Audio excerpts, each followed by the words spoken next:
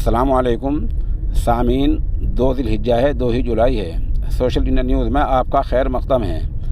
خبر کا عنوان ہے کنہیا لال معاملے میں 5ویں گرفتاری ہو چکی ہے، لیکن ابھی تک خبر رساں ایجنسی میں اس 5ویں گرفتاری والے کا نام نہیں دیا گیا ہے۔ بتا دیں اس سے پہلے ریاض اور غوث محمد، آصف اور محسن کو باضابطہ گرفتار کیا جا چکا ہے۔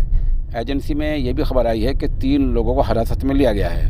جب ہم یہ کہتے ہیں کہ حراست میں لیا گیا ہے، اس کا مطلب یہ ہے کہ ان لوگوں سے پوچھ تاچھ کی جائے گی۔ پولیس یا ایجنسی کو لگتا ہے کہ ان کو گرفتار کر لیا جائے تو ان کو گرفتار کر لیا جائے گا اور اس کے بعد ان کی گرفتاری شو کر دی جائے گی۔ ابھی تک باضابطہ جو گرفتاری ہوئی ہے کنہیا لال کے معاملے میں، آصف، محسن، غوث محمد اور ریاض، ان 4 لوگوں کی باقاعدہ گرفتاری ہوئی ہے۔